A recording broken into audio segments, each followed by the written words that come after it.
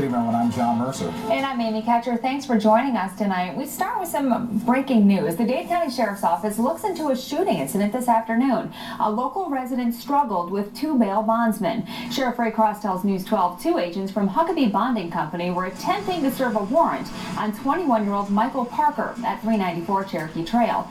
Investigators say a dog was involved and it tried to bite one of the bondsmen. Parker tried to flee the scene. They went to apprehend him, and a struggle occurred, and a gun went off, and the subject that they were after was shot in the, I believe, the left arm. Parker was taken to Erlanger with non-life-threatening injuries. The sheriff says his investigators are interviewing witnesses. It's not known if charges will be filed. A Hamilton County jury hands down a guilty verdict in the case of Terrence Baker. Baker was charged in 2011 for throwing a brick at a small child. And tonight we've got reaction from court. Also, more information that just might surprise you. WDEF News Director Lisa Searle has this News 12 update. The jury found the defendant Terrence Montrell Baker guilty of reckless aggravated assault. It took the jury less than 3 hours to find Terrence Baker guilty of a lesser charge, reckless aggravated assault.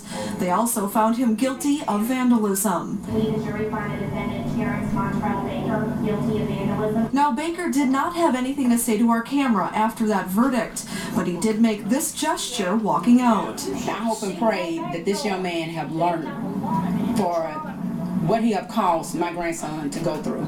And I hope it never happened to another child. In July of 2011, Baker threw a brick at his then-girlfriend's moving vehicle. It ended up hitting her 9-year-old son. We still won't know, I guess, as he get older, if he's had a problem with his eyesight or any of that stuff. 30 to 40 stitches later, some family members have moved on, calling it an accident, like Gwen Blackman's daughter. She and Baker now live together along with the child he assaulted. If there is any indication that there is any problem with regard to the treatment of the children or any other family members who testify here, that will be a basis for the court to revoke Mr.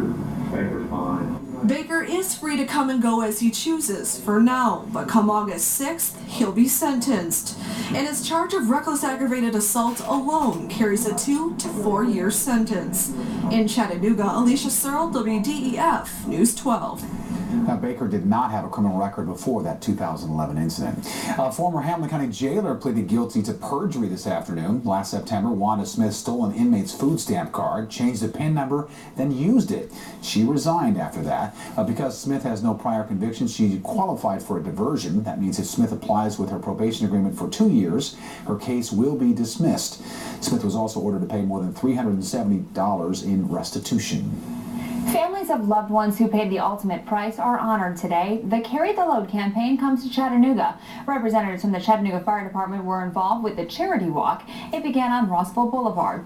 The campaign hopes to cover 2,000 miles from Dallas to New York and raise more than $1 million. The funds go to the families of the Dallas Fire Department, Navy SEALs, and the New York firefighters who responded during 9/11. Remembers Memorial Day and honors our veterans, service members, both active duty military and first responders who have paid the ultimate sacrifice in the line of duty.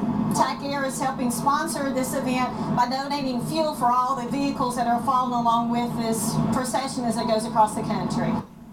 During the 2 years the campaign has been running, it's raised more than $500,000. A financial technology company expands in Chattanooga, and that means 69 new jobs. It's $925,000 investment for Transcard LLC. Transcard just acquired a Louisville, Kentucky company and its core bank business, and that's the reason for the expansion. Since 2011, Transcard has grown to 180 banks. The company's a leading provider of electronic forms of payment that could eventually replace cash and checks.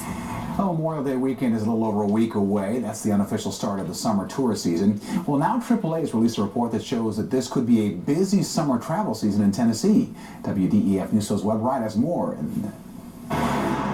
A AAA report out this week suggests that more Tennesseans will be hitting the road for a summer vacation. We are anticipating a modest increase in travel this year, around 6%. We're finding that a lot of them are interested in a budget around $1,500. We've looked back at our spring break numbers between March and April, and they were very good. above last year. Attractions did very well, hotels did well, and we're expecting strong Memorial Day traffic. Gas prices are favoring more road trips. A gallon of gas is almost 10 cents cheaper than it was last month and almost a quarter less expensive than this time a year ago.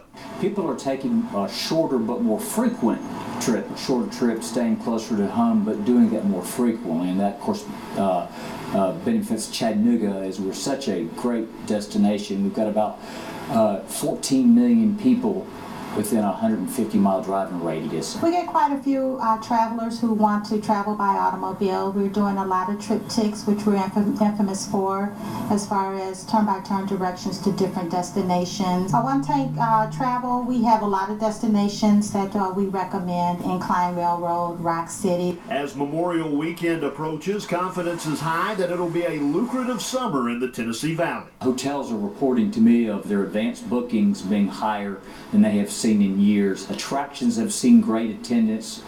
I think we're back. The enthusiasm within the tourism community is extremely high. Webb Wright, WD.